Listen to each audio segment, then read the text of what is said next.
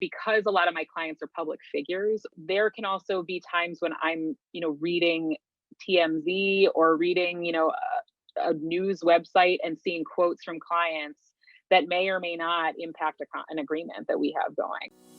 Welcome to The Defense Never Rests with Morgan and Akins, your monthly dose of uncommon sense about all things legal and some that are not. So welcome to this episode of The Defense Never Rests. I am super excited. I say that every episode, but today I have on one of my oldest friends from law school, Chrissy Marin, who it's a bit of a change from what we normally have. She is an entertainment attorney out in Los Angeles. So deals with totally different things than I do in the litigation world, but has an amazing story and, just an awesome personality. So I'm so excited to talk to her today. So enjoy, and I'm just going to bring her in. Hey, Chrissy, so glad to have you on The Defense Never Rests today. Now, I hate to ask you this question, but as I sit here in South Jersey and it's gloomy and rainy, what's the weather like? Well, it's nice, but it is cold here. I have been, my morning walks have been in 45 to 50 degrees this past week. So I think you guys might have the edge on us temperature wise right now, which is pretty rare. Yeah, it's 54 and dreary and rainy. I mean, yeah. So I think we should probably get up to the 60s today, but it's, we do have a lot of sun, which is nice. It just makes it easier to get out of bed in the morning. Well, that makes me feel better. I thought you were going to tell me it was like 70 and sunny and beautiful. It might be next week, so maybe don't ask me again, but right now, good timing. So for the listeners just tuning in, Chrissy's in Los Angeles, a good friend of mine from law school, and she is an entertainment attorney, which is a little bit of a change from our normal guests, but interesting nonetheless. And we've been friends for many years. So I asked her to come on, and I love her story. So I wanted her to talk about it. So, why don't you just start off to a brief little synopsis of like, what is it that you do? Sure. So we'll get into it deeper in a little bit, but sure. Yeah. So technically, I'm a transactional entertainment attorney, which means that I don't go to court. I don't litigate. I'm doing most of my work at a desk. So it's primarily negotiating contracts, deal making, it's drafting, it's, kind of those standard things that you think of behind the scenes without the element of going in front of a judge or having that, that public face. So it's a little bit different from what people might imagine when they think of a typical lawyer, since I think we all kind of think of that litigator or someone in front of a judge. But yeah, I spend most of my days, at a desk, of course, making phone calls, having meetings, but, primarily stay away from the court. So. But from knowing you for several years, I mean, this was something you always wanted to do. At least from what I remember, you always thought or wanted to move out to LA and be an entertainment attorney. So where did that fire start for you? Well, it was interesting. When I first went to law school, I actually had a stronger interest in sports specifically, and really wanted to pursue something in the sports law arena, or perhaps, the sports agent route. And I was really interested in sports. And I think, part of that comes from my undergrad degree. I got it at Syracuse. I went to the Newhouse School and got a degree in public relations, which might not seem like a one-for-one fit, for the typical lawyer. But I think the education and the focus on entertainment mediums just planted a seed in my brain that I didn't even realize was growing and expanding. And at first, my interest in sports, I played sports growing up. And I think I liked the fact that I would be an outlier, that, it was a male dominated industry and it felt like something to be a challenge, or, that would challenge me. And what ended up ultimately happening in terms of that interest, I guess, kind of broadening in a large way. I, towards the end of law school, after having, worked at a few firms and explored a little bit more about both what I was interested in and what kind of jobs were out there, I think that I just realized that a broader focus in the entertainment space made more sense for me, both in terms of opportunity, but also in terms of my skill set. I realized that, being the woman amongst men in terms of the sports industry, I thought that I might not actually be able to live up to that expectation. I can't quote, who won the Super Bowl for the last 20 years. I'm not going to be able to give you those stats. And, it seemed to me to be a real disadvantage, when you're trying to prove your worth in an industry, to not, have those kinds of facts at the ready and that kind of history with sports in general. And having the degree in PR, it just really made sense for me to pursue something broader. And so, once I got in my head that entertainment was really where I wanted to focus, it then became a matter of where. Because not everybody, practices entertainment law. First of all, there are many firms that don't have a sports or entertainment practice of any kind. And so I had that in mind that, I needed to go where opportunity would be available to me. And that didn't necessarily mean leaving the East Coast. There's, people work out of New York for sure. You're seeing a lot in Nashville, not necessarily East Coast, but, not West Coast either. Right.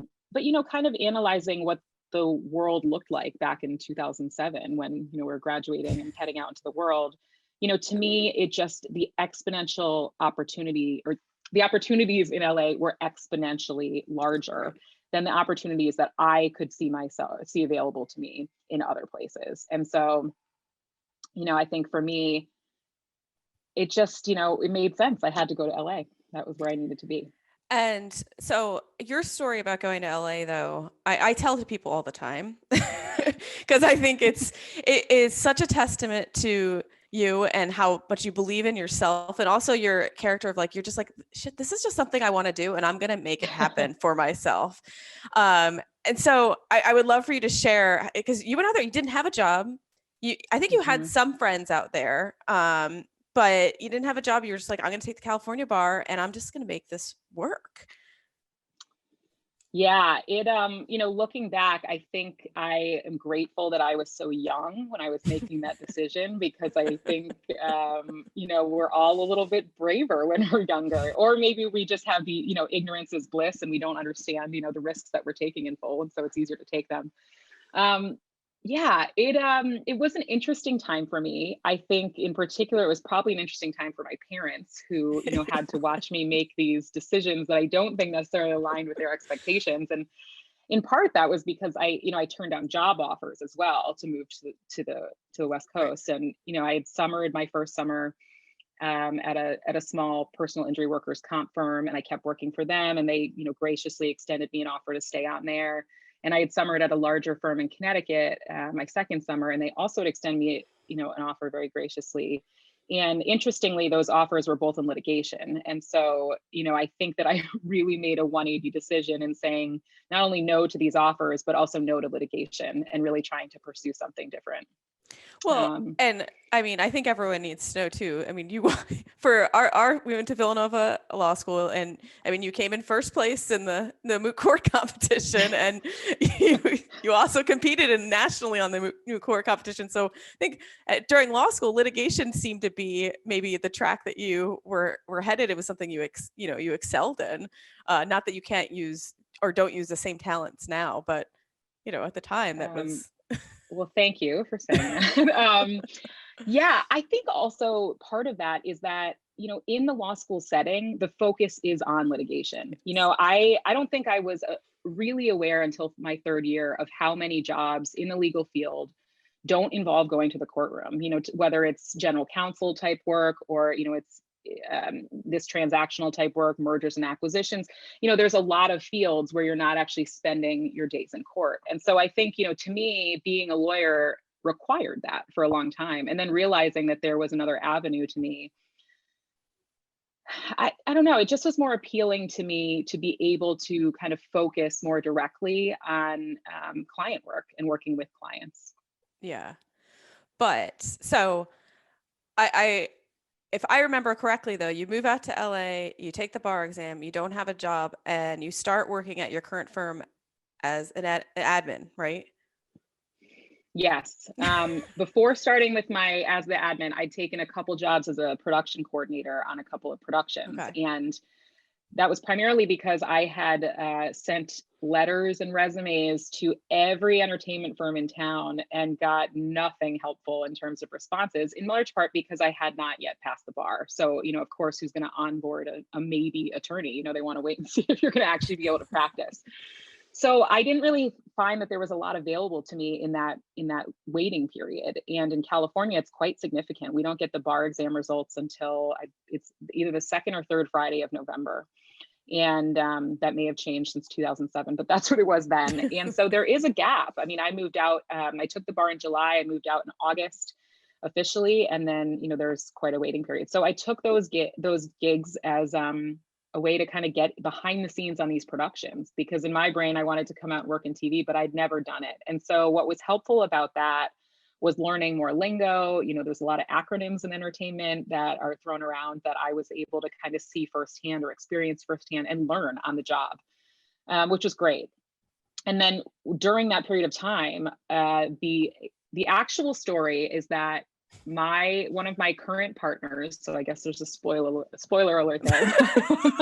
One of my current partners, he was working as a solo practitioner back in 2007. And he had an admin who was going on an extended trip, and she had arranged for a temp, and all of a sudden the temp backed out last minute. And so they were scrambling to find somebody, and they reached out to a TV show that they were working with, because they were an established show who often had admins come and go, and kind of reached out saying, hey, do you guys have someone you go to that we might be able to use?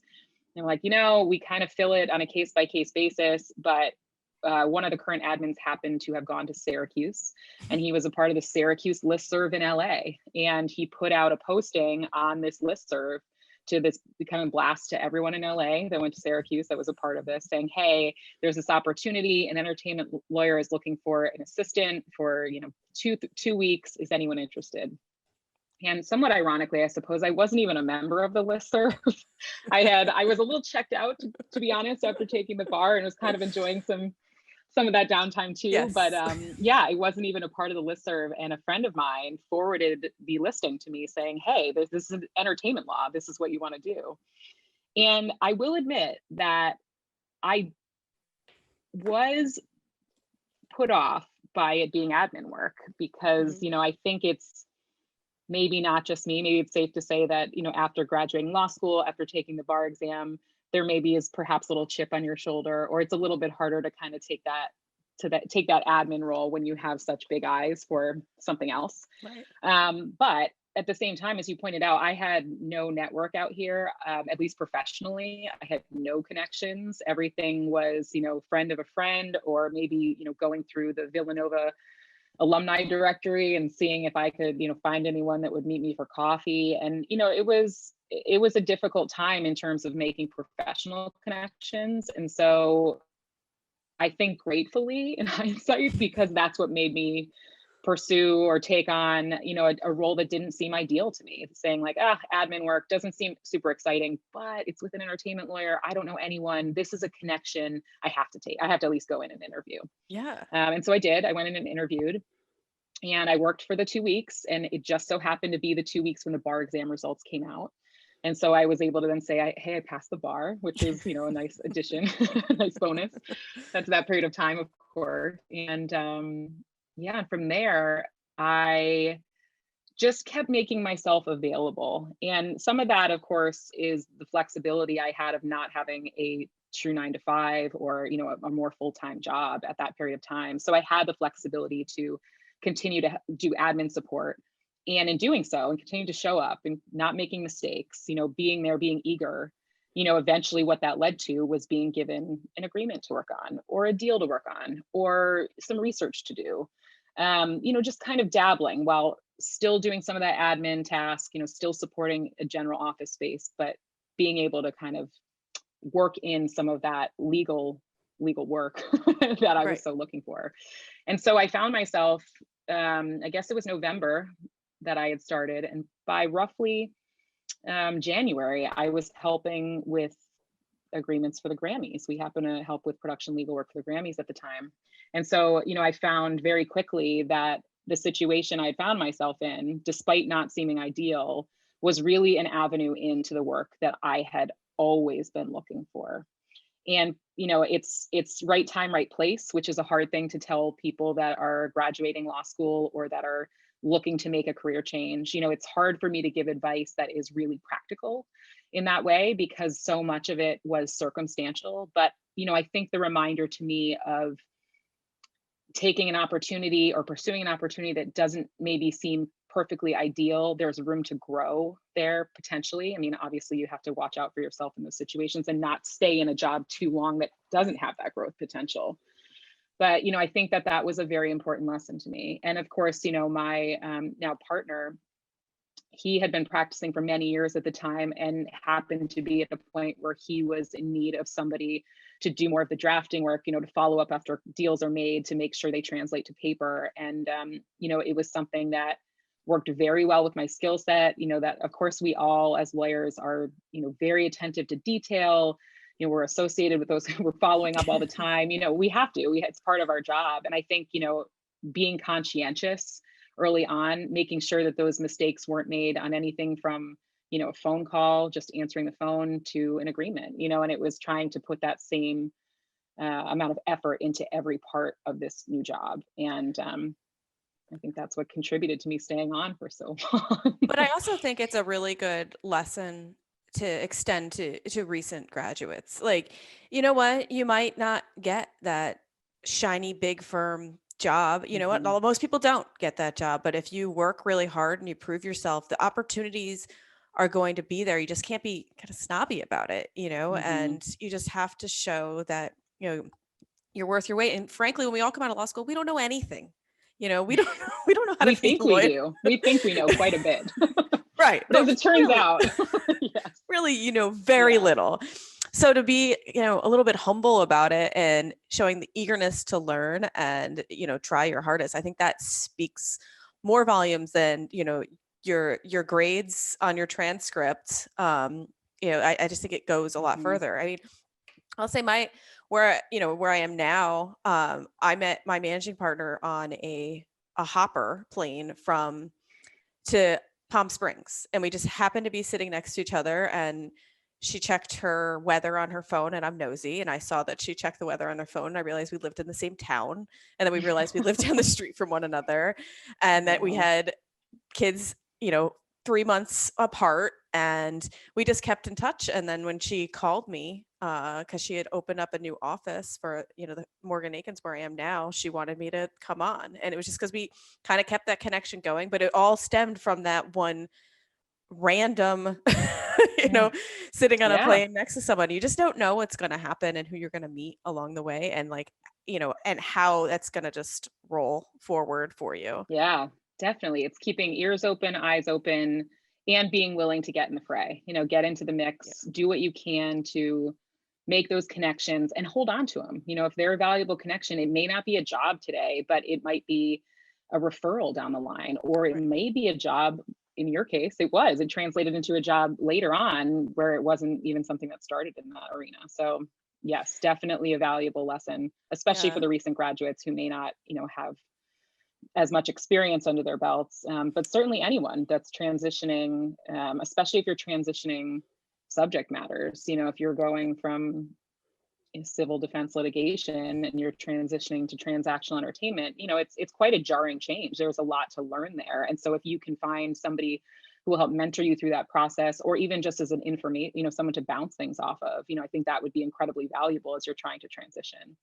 And I found most people that work in transactional entertainment have had some other firm experience, or have come from somewhere else, or maybe started in one area and then transitioned. I think I am a bit of an outlier in that I started at an entertainment transactional firm day one and still am there. And I think that is fairly unique, not only in terms of lawyering, but also in terms of 2020. I don't know that there's that many people who've been at one job for 13 years since leaving school. No. And that's been a unique part of my career looking back. So transitioning over to what you actually do, I'm going to preface this is that I'm going to give a warning to all our listeners. We're going to avoid name dropping. I don't need Chrissy to get into any legal trouble with any of her own clients. So just beware. Well, it's interesting when you work in entertainment. There's PR considerations and PR teams and all kinds of things to involve. So rather than do that, yes, we'll keep it generic.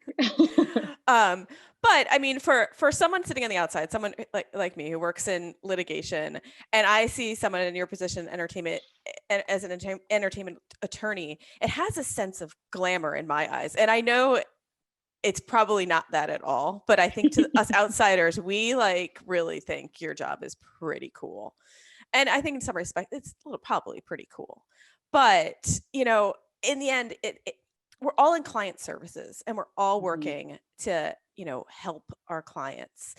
And it's all about also mitigating the risks for your clients. I mean, you might be on the transactional Mhm. side, but as I see it, a part of your job is, you know, drafting contracts, evaluating contracts to make sure your client isn't put at risk for, you know, it, it could be a lawsuit or it could be, you know, other things. What sort of risks are you looking at when you're negotiating contracts and drafting contracts for your clients? Sure. I mean, I think that, it does depend on the client because I might represent, for example, the production company side of a television show, or I might represent the talent on that television show. And so there's different considerations when you're on both sides.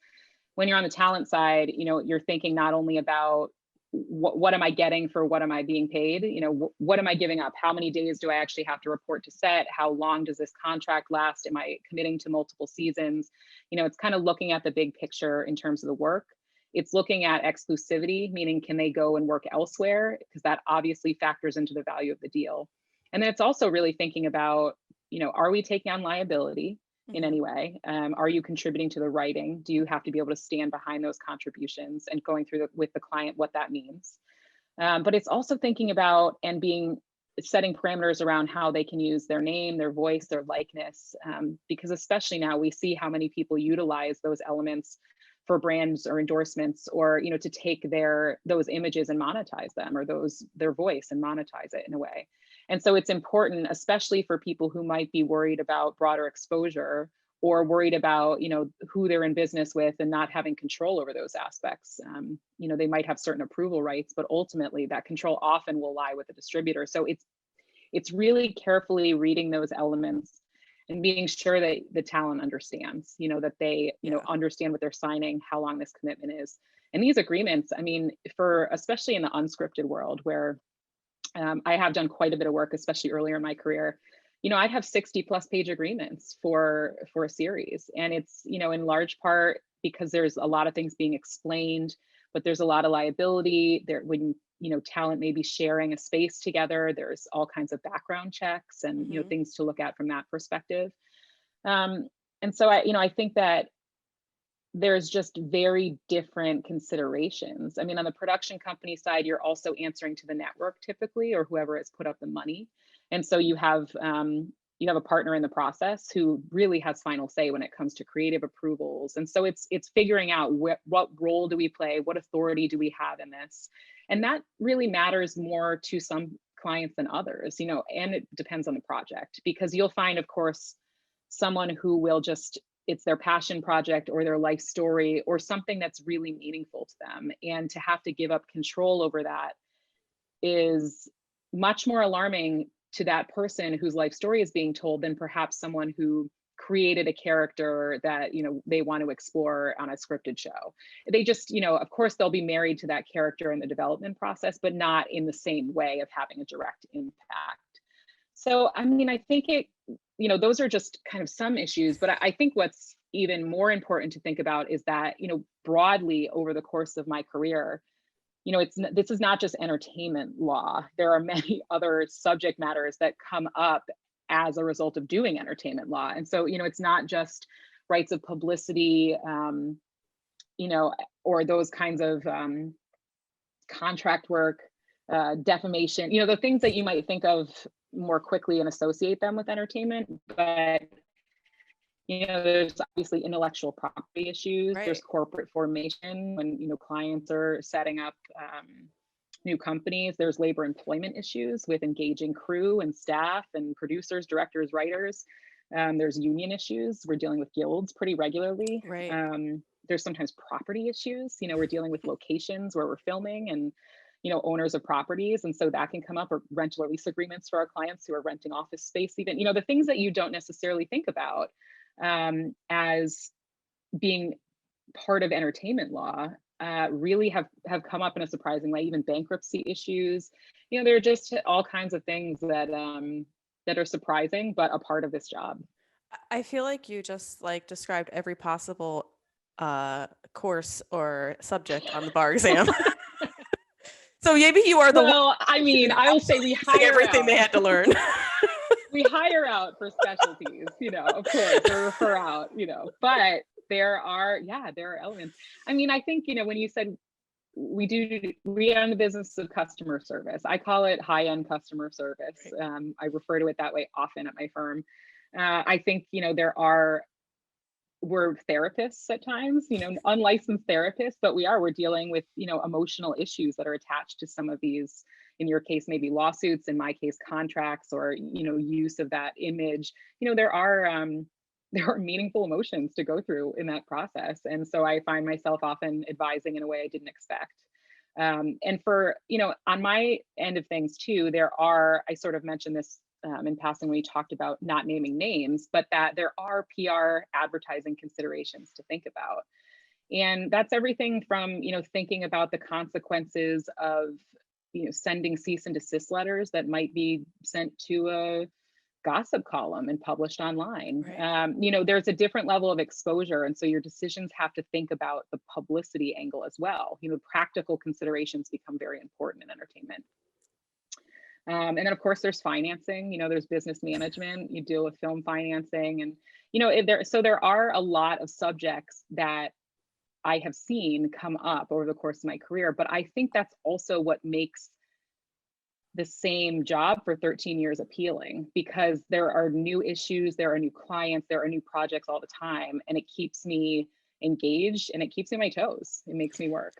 And I mean, especially from when you're from some clients might not care that, this gossip column is saying X, Y, and Z, and another client, that's going to be a big issue too. So, and we, not to that extent, but we see something similar to that on litigation side, because you have some clients that are like, hey, we want to fly the plane into the mountain and we'll pay everything just to defend this to the very end. And other clients like, no, let's figure out how to resolve this early on.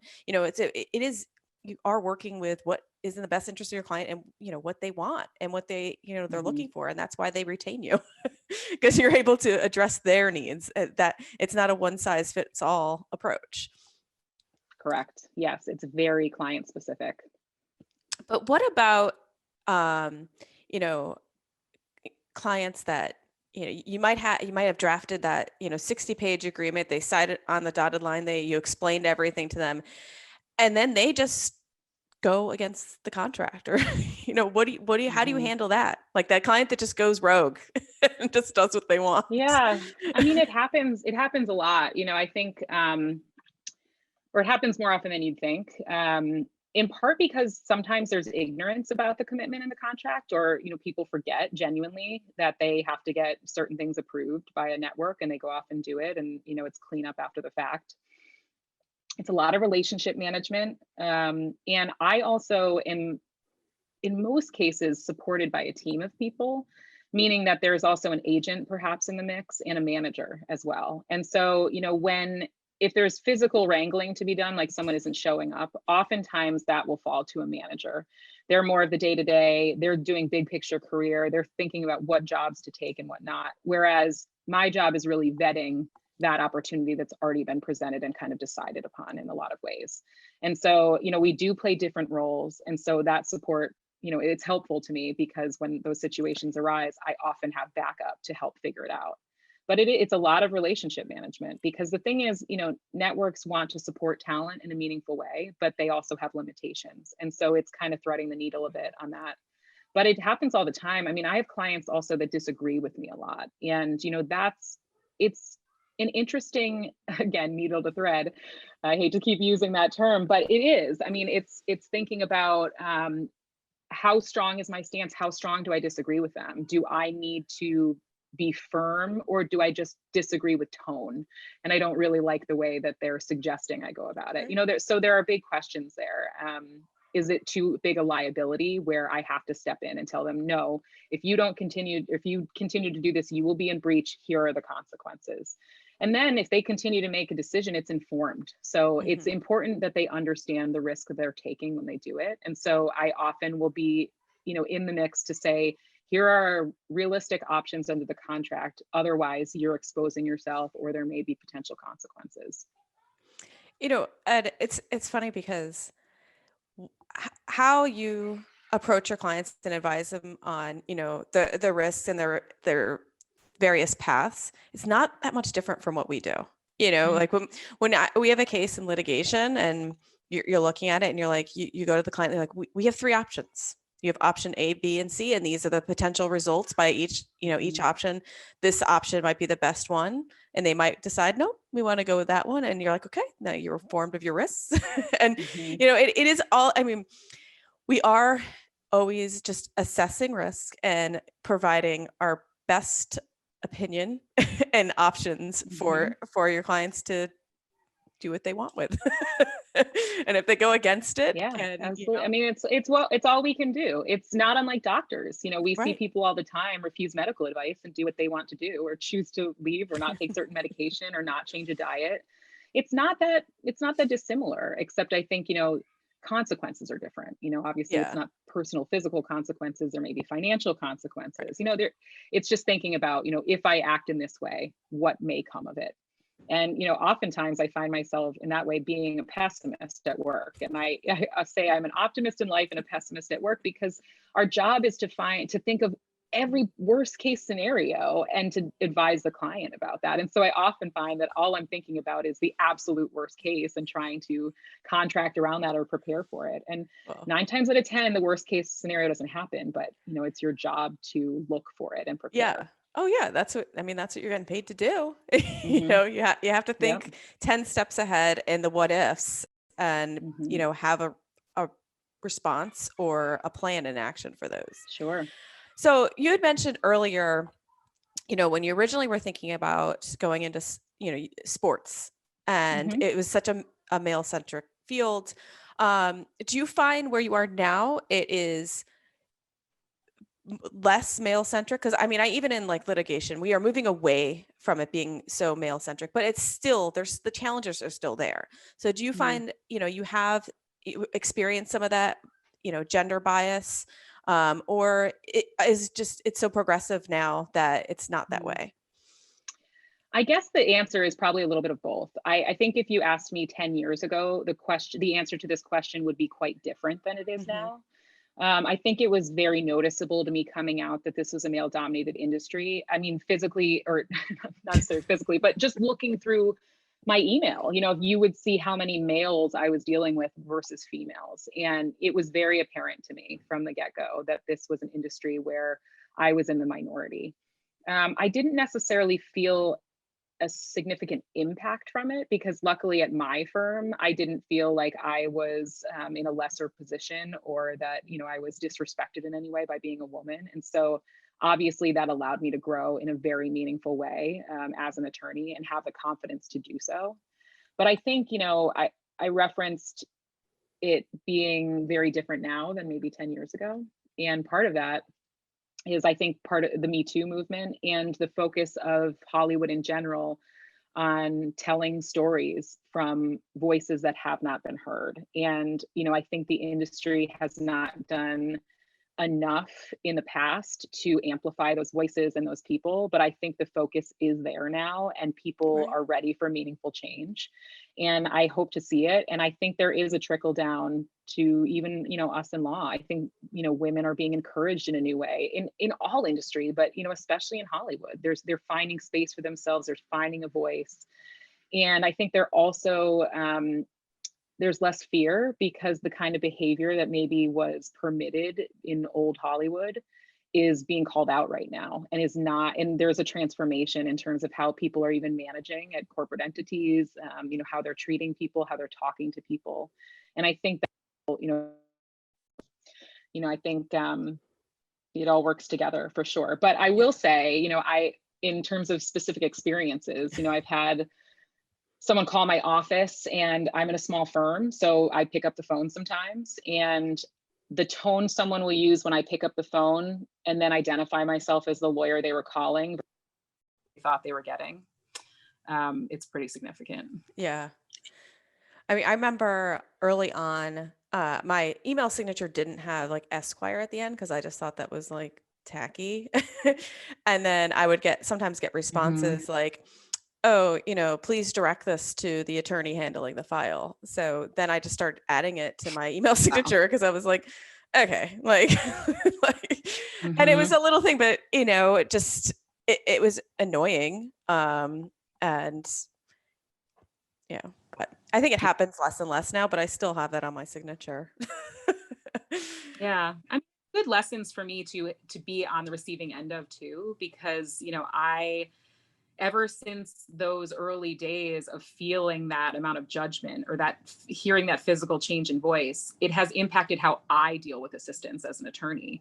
Not Sure. my own necessarily. I mean, of course, but also others, how I interact with others, how I'm, thanking assistants for setting up calls and being in the mix. And that's, it's important to me to maintain politeness. But I do think that niceness and politeness, which, are qualities I think that women amplify in business more than men historically, at any rate, it can be seen as weakness. Hmm. And I think I battle against that as someone who, likes to be kind and, to do what I can for people.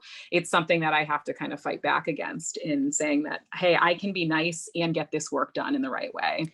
Right. Um, and it's taken a while, I think, for me to maintain, or not to maintain, but to establish myself in that way. But now that I've done so, I feel much better about the persona that I've created because it's more in line with who I am. Yeah, and I agree with that too. Like it's a very fine line, and you don't want to be taken advantage of, but you Hmm. also, I think it goes a long way to treat everyone with a little bit of respect and Yeah, dignity. absolutely. Um, and that kind of goes into what I was, thinking about next is, it, y- being in the client services, and I think it's probably even harder for you to establish boundaries between working Mm. time and not working time. I mean, do you find that you're expected to always be available to maybe not all, but some of your Yeah. clients? Well, yes and no. I think that we're expected to be available if we're really needed. And I think the urgency that clients have versus the reality of urgency is often not aligned. Meaning that, I may get a call at 4:30 today saying, oh my gosh, I have to have this done before the weekend. And in reality, what will likely happen is a month from now, we'll still be working on the agreement, and it just, it's the reality of the situation that there are lawyers on the other side involved and they're not working at 5 p.m. tonight to get this done. And, and so it's sometimes saying to the client, like, I understand that you're really motivated here, but we have to slow this down. Um, I think I'm pretty good about setting boundaries in terms of time. I really try to do that, but I think like any career, we come with production issues that are, they're filming on set right now. It's 10 p.m. I don't have the luxury of waiting till the morning to get back to them because there's a practical, real emergent issue. And so, I try to plan my life around those things. If I know that we're going into production, say on December 1st, I probably won't take a massive Thanksgiving break. It's planning Right. around that. Or if I am, ensuring that the other people at my firm are available to kind of pick up the slack. And so scheduling, I do schedule my life a bit around it because it makes my life better. If I went on that massive vacation, I would be the one to suffer because I would still be working for my clients while trying to vacation. So it does benefit me to work around those schedules. I think COVID times are a bit different. I would say March to May, I felt a wonderful sense of both camaraderie, I think, with everyone facing a similar situation very unexpectedly. And also just a mentality of, we're doing the best we can, get it done when we can get it done. This world that we're all working in is so different and new. We're all kind of in this together. And what I have seen is that over the last few months, I think that empathy has started to wear off in the sense Mhm. that we're really back to business as usual in terms of availability, expectations. And now the added complication is that everyone knows you're home or you're working from maybe somewhere else, but you're working remotely. And so I think that has come with the expectation of constant access. And so I think there is, with certain clients, there is just, you have to have a conversation about, listen, I also have a family, or I also am doing this on weekends, and this is my job. And in order to be a good advocate for you, I have to take a break from it because I Right. need to reset and I need to walk away from my desk and I need to think about things away from my desk where I'm stuck inside of an agreement bubble and can't see the big picture. And so it benefits me to take a break. And so, I think, I have a lot of long-time clients. So, I'm not seeing a change in my roster every single week, new client on and off. I find that, their work is on and off, but that I see a lot of the same clients that have been popping up for 10 plus years. And so I think that helps too, of course, over time. Right. They know that you're going to do the work that they need when you need it. And they know that you're going to take a break when you need it too. And they can feel comfortable once you've established that. They know you're going to work at 6 p.m. on Friday if it really has to be done by 7 p.m. on Friday. But they know you're going to draw a line if it doesn't have to be done for 2 weeks and you just want it done on a Friday night, And so I think it's prioritizing, because the other thing is that when you're working for one client, you're not working for your others. And so, one client could have something time sensitive, so could five others. And it's finding that balance, prioritizing. If you're on a retainer for a client, Right. for example, they are paying for a certain amount of time every month, right? Or they're anticipating a certain need and prepaying for that time. And so, if you're working on a client like that versus, someone who pops up and they need 1 hour of something done, you do have to think about, okay, how do I allocate this time so I help both people in the time frame they need it? Right. And I'm one person, so choices do have to be made. But it's also bringing in other people or an associate, or it's allocating to other people when I can't do the work that needs to get done, and Yeah. overseeing. Yeah. And in that too, you have to be able to trust who you work with too, to be able to allocate. We talk Yeah. about this a lot. If you don't have the trust and the faith into your colleagues, what are we doing? Mhm. you know? Um, and I'm Uh, not great. I'm not great at allocating or designating people. I really like to have hands-on. And I think another impact of COVID, for me personally, and I think for a lot of lawyers, has been, in moving home and moving away from an office.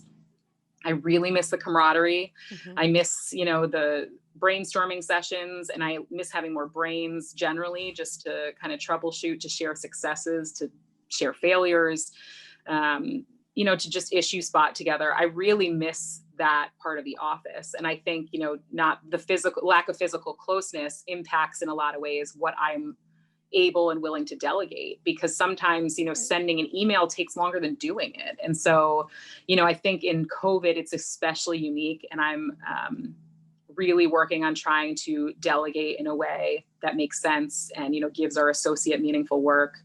And it's work in progress for me. Right.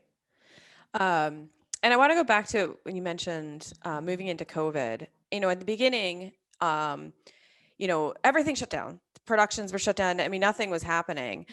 Did you get, at least from your clients, was there like any sort of sense of panic, or like what was the feeling on the entertainment side that you felt? You must have had some uneasiness too, because there's a while that there was nothing happening. I Yeah. was worried I was going to run out of things to watch on Netflix. Yeah. What is interesting is that those first initial months, I think I, like a lot of people, was expecting to have a lot of downtime, that there would be projects canceled, client, deals going away, or things just not happening in general. But I actually found that I was quite busy, in large part because I have some clients in late night, and they did not really take a break. I think they were dark maybe 2 weeks, 1 to 2 weeks, some of these programs, and then they were back up on the air. They were shooting from home.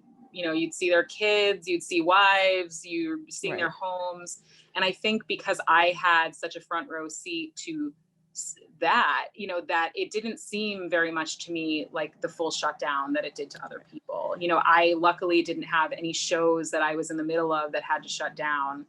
An interesting thing too is that in the last couple of years, I've really transitioned into the podcast world. And so I have a lot of clients in that space as well. And to be frank, I mean, the podcast world did not stop. I mean, there were a couple blips or certain deals with maybe travel or things like that had to get restructured or maybe postponed. But short of that, I mean, when you're talking about audio only content, it is producible at home. And so Right.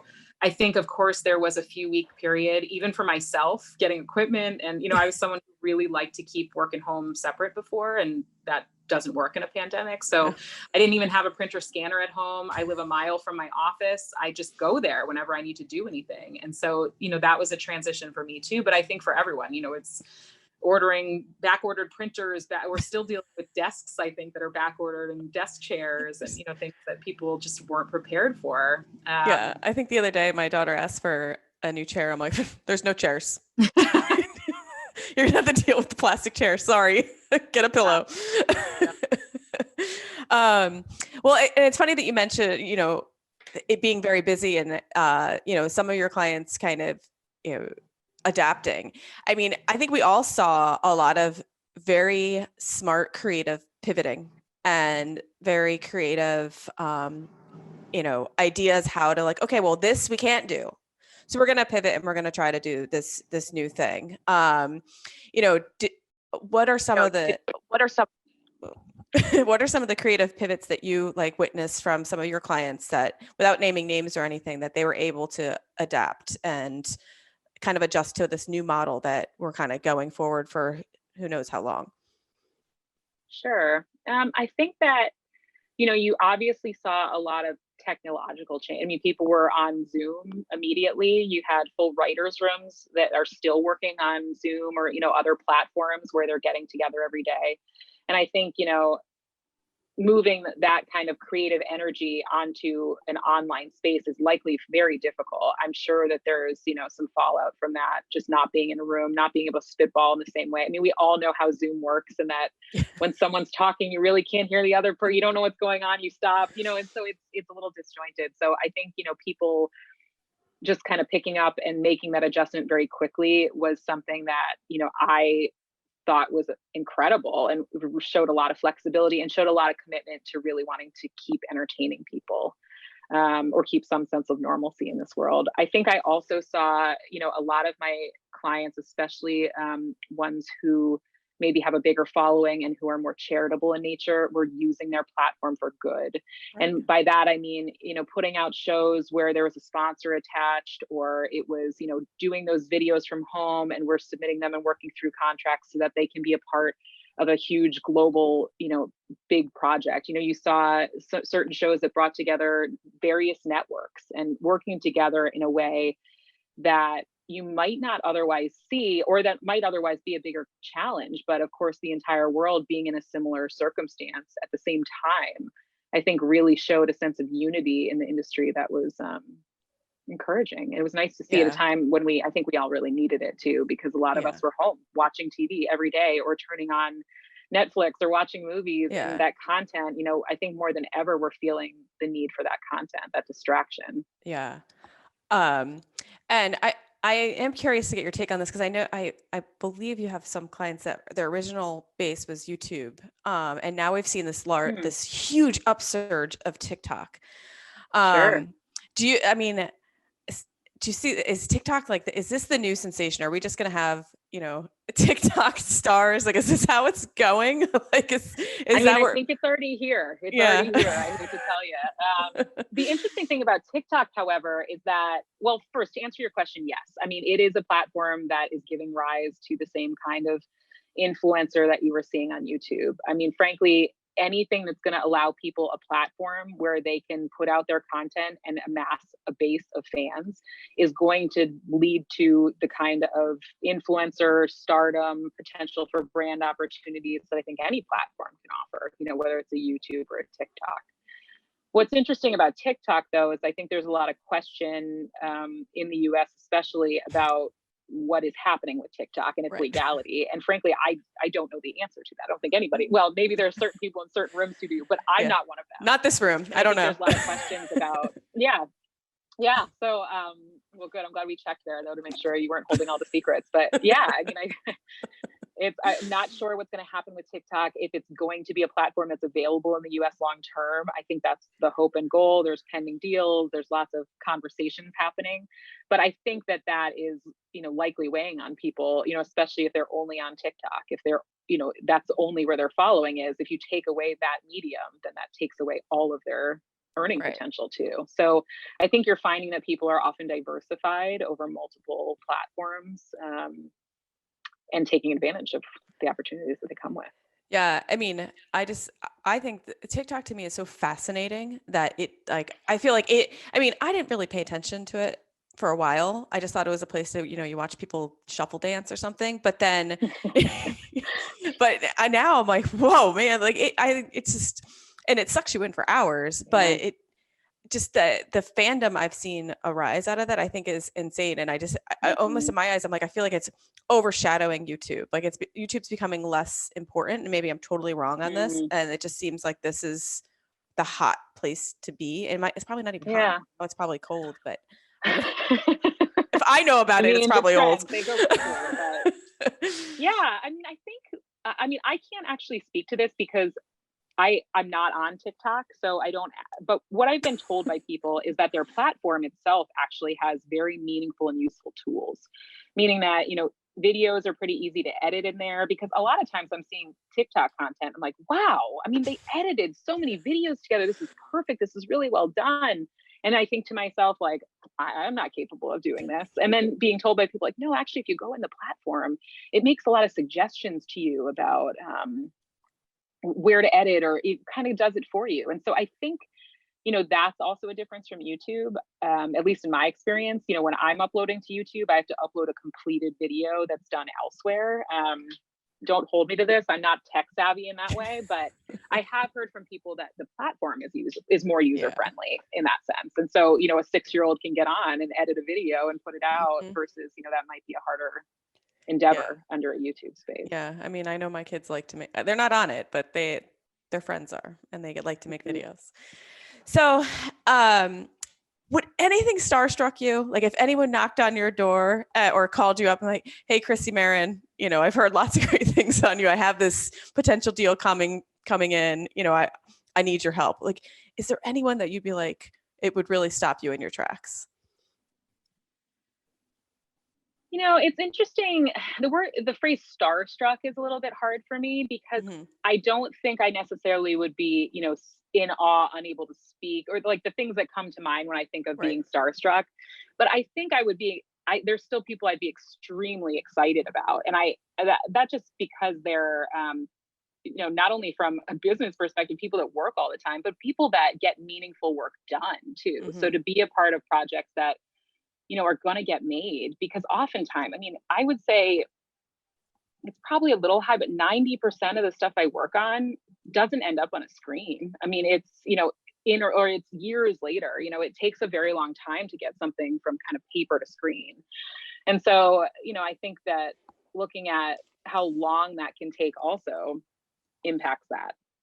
When you're thinking about somebody who brings that kind of star power, things happen more quickly. People want to get it done, or they only have a certain amount of time in their schedule. But I mean, I think for me, because I work primarily in TV, digital, obviously, I work in literary, I do some film, but because I don't do as much in film, I think kind of those, those A-level, those top of those Academy Award winners. I mean, I don't think anyone would, see their name in the inbox and not get excited by that, or be at least very intrigued by it and excited about an opportunity. But so I have one more question, and then I have a little bit of a follow-up, but what keeps you up at night? I know what keeps me up at night at my job, and a lot of times it's missing deadlines or making the wrong call, or but more often than not, that is, I have that dream that I like miss something and you wake up in the middle of the night. But what's it for you? inclination is to say everything, but that's not super helpful. Um, I think I don't often know what my days are going to look like. When I wake up and start my day in the morning, I often don't know what's coming. And I think that's a unique side of this industry in the sense that, I might be called because there's a production issue at 10 a.m. Then I might get a deal back we've been waiting on for months at noon. I don't know necessarily what my days are like. And so I think sometimes the unknown always causes anxiety for me just in general. And so I think, not necessarily knowing what my day entails can keep me up at night. But Right. I think, for the most part, when you're talking about the practical issues of the job, it's, yes, did we make the right call? And did we make the right call 6 months ago versus today? It's trying to think about, when you're in the future that you were trying to predict. I think there's a lot of reflection on, what was, what could have been. You're thinking about anything and everything. What did we leave out? What did we exclude? Is our client doing now? Oftentimes for me, if a client has exclusivity obligations, meaning they can only do certain work for certain distributors, that can weigh on me too, because a clock might be ticking there. So I might have that certain kind of clock in my head, or, there are terms of agreements, of course, that we use. So I do have those deadlines in my mind too, but not in the same way, of course, that litigation. I don't have those deadlines day in, day out. I mean, it's crazy too, because I mean, I think it's like, for me, it's like, well, missing a deadline doesn't really happen, but it still wakes you up in the middle of the night. You're like, wait, was it that day or was it the other day? And did I do that? And then it's just, it wakes you, you have to check to make sure, okay, it's fine. But that is, I mean, it's almost like having that dream that, you showed up for the test that you didn't know you took that class all semester or something. I still have that dream. Yeah. I don't have that one as much, but I think the other thing I sort of left out of the anxiety causing list is that, because a lot of my clients are public figures, or not necessarily public figures, but have access and have a lot of following, there can also be times when I'm, reading TMZ or reading, a news website and seeing quotes from clients that may or may not impact an agreement that we have going. And so, there are, I think, those times where I'm reading articles just kind of with bated breath, hoping that everything is, let's look at all these quotes. Are they okay? And just making sure. And so that's there is a different level of publicity I have to pay attention to. I know I've mentioned that several times, that there's PR angles to consider in advertising, but it's also, in the same vein, if you're speaking to the media, there's confidentiality obligations that you really need to pay attention to. And so, that's also something that kind of keeps me up at night, because, I understand the consequences of breaching the confidentiality obligations. And I worry sometimes that my clients don't. Right. We go over it, of course. We talk about it at length, but, it's, I can only control so much. So, right. And that's exactly what I was saying. You can't control everything they do. You can only advise and review, but ultimately you can't control what they do. I mean, I see that in litigation too. You might have a witness, you could have prepped them for hours, and then during their deposition they say something like, what? Like, we just went over this. Yep. I mean, you can only do so much, and then you just have to figure out okay, now this is said, now how do we change the narrative from there? So, I've known you a really long time. I think many of our friends would agree you're probably our most fun friend. Wow, that's a standard to live up to, though. Well, and because a few things though. So, I think you have a great love for multiple holidays, right? So I do, particularly like obscure holidays that other people don't celebrate. Yeah, that's right up my alley. Yeah. So let's talk about it. So you really like Flag Day, right? I do. Groundhog Day. And 4th of July. I think our viewers, our listeners, all need to know that you did show up at the Coney Island hot dog contest with a whole entourage. I did. I have this pesky life goal list that I made back in high school, and it has sort of haunted me and also encouraged me throughout this Mhm. time to try to execute these various goals. And one of them that I set was to spend every holiday at the best location possible. And that gets complicated, but some of the locations I have included on that list were Coney Island for the 4th of July. Mhm.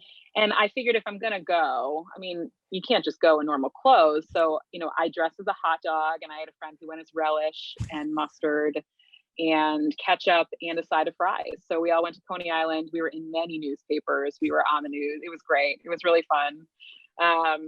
But yes, you mentioned Groundhog Day. Actually, back when we were in law school, Mhm. I led I quite missed a this group of trip. people to to Punxsutawney for Groundhog Day.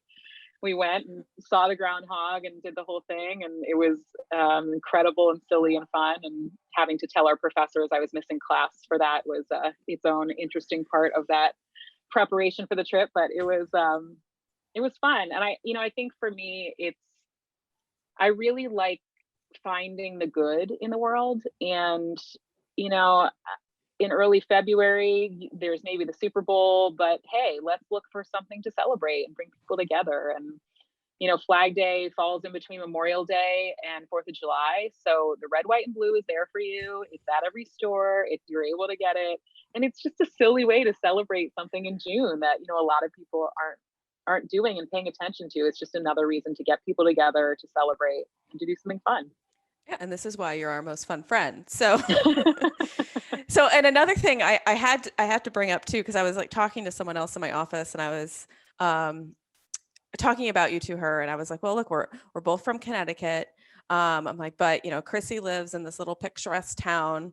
I'm like, and her dad works at this this really beautiful park, and every year it's decorated for Christmas, and he's Santa Claus, and her mom is Mrs. Claus, and she's like, this is a Hallmark movie. I'm like, it totally Well, is. I have to make a quick correction because Okay.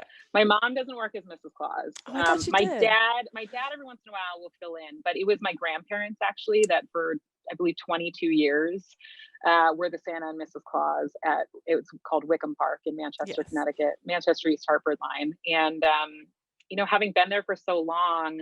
I worked alongside them many winters when I was home from college or from law school, and would go and help out. And when I was in high school, I used to be an elf there, so I've done it all kind of at that their setup. They have a Santa's workshop that's really incredible. But I think because my grandparents were there for so long, we started to have people who would come in as kids themselves and were able to bring their children back to the same Santa year after year after Mm-hmm. year. And it really it impacted children. I mean, we were told all the time that they believed so much longer in this idea of Santa and this lovely magic of Christmas because, it was proven to them every year by seeing the same guy. How Yeah, could it possibly not be I him? know. How could it And not this be is the real guy? it's a totally Hallmark movie. I'm telling you. I mean, it may explain my love for holidays. It was there all along and my family feeding that love. So, yeah, I mean, admittedly, I have a Christmas tree up already. So, Right. Well, I just had the conversation. I'm like, wow, should we put it up now? I mean, why not? yeah. Yeah, I'm Well, with you. I put it up before the election. I mean, we all need to find some cheer, and if that's what's going to give it to us right Absolutely. now, let's take it. Yeah, So, I'm with you. Chrissy, thank you so much for coming on. I was so excited to have you come on, and I just like chatting with you. I'll have you on all the time, just to have someone to chat with. Oh, it was so great. Yeah, it was Um, great to catch up and talk a little bit more about my work, I guess. It's always exciting to kind of share what this world is like. yeah, I understand it a little bit more now. Good. Good. But why don't we close it to say, let everyone know, like, where they can find you. I don't know who's going to listen. You might get some new clients out of this. So- Sure. Well, I guess our website is rowanmarinfile.com. It's not anything super intricate, but gives you a little information about who works there. And we have a Facebook page as well. We sometimes post new things coming up with clients, or when their books go on sale on Amazon or their new show is coming out. We kind of like to help promote that a little bit for them and share that good news. So we do have a Facebook page as well. But otherwise, I'm kind of private on social media. So those are probably the best ways to get a hold of me, at least for the work angle. Well, great. Well, thank you so much. Yeah, this was so great. Thanks for having me. It was really fun to get to talk to both you and to whoever is listening.